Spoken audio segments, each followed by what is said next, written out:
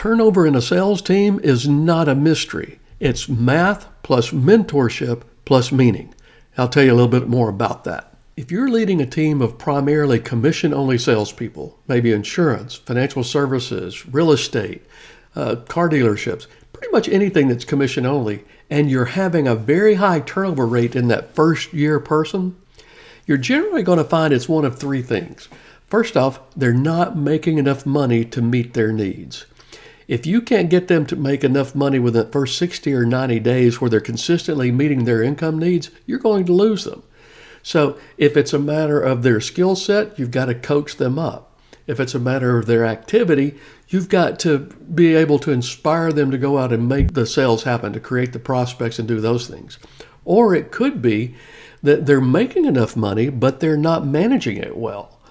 I'll give you a prime example. I had a new salesperson when I was the state manager for an insurance company that the first 90 days he was with us, he set the record for the most sales during that time.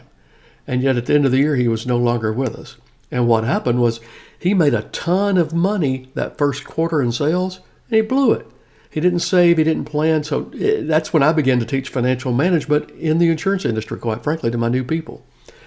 The second reason that sometimes people will fail is that we, as the leaders of an organization, will oftentimes confuse education with training. And the truth is, they're not the same. Education is what we do in a classroom. When we're teaching, when we're coaching, we're doing it in a classroom style setting. That's education, but it's not training.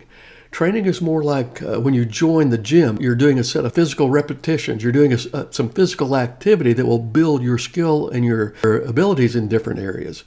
Well, in sales, training happens when you're being their sales tour guide. You're side by side with them in the field in live selling situations and helping them make the sales happen that are going to feed their family.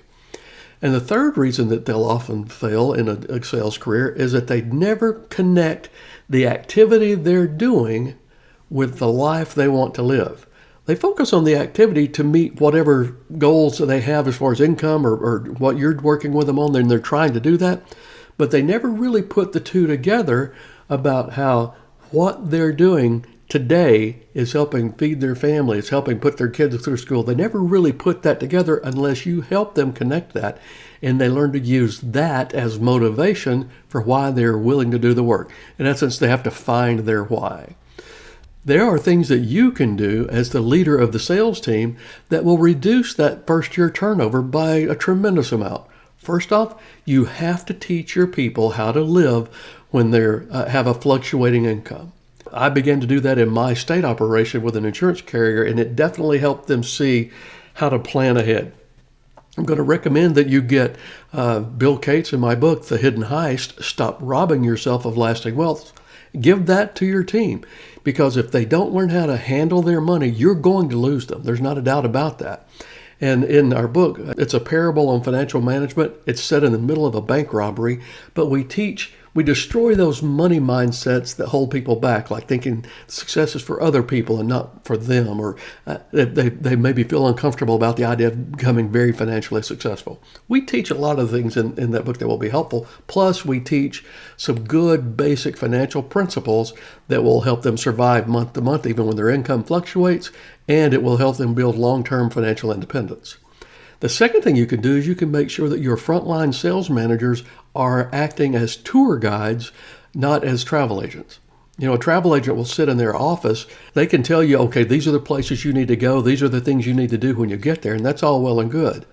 But it's a tour guide that makes the trip memorable. Someone sitting with them side by side in live selling situations, teaching them and helping them gain the skills that they need to learn. And then the final thing is you have to help them find their why. You need to get them through discussions that you lead, get them to understand that the activities they do day to day really aren't about making a sale. It's about feeding their family, building the life they want to do. Once they link that activity to their children and their family and making everything want to grow in the right way for them, you'll find that when someone tells them no, it doesn't bother them near as much. So, and the other thing I will tell you is, as a leader, you need to create many fusion points. You need to create situations where You're combining a positive emotional response with the logic of what you're trying to do at the time. You can do a lot of that yourself by the way you lead your team. You can create experiences that help them bond with you, help them bond with their teammates, and help them learn why what they do is so important, because it builds the life they want for their family. So anyway, that's enough for today. We'll talk to you again next week. Bye-bye.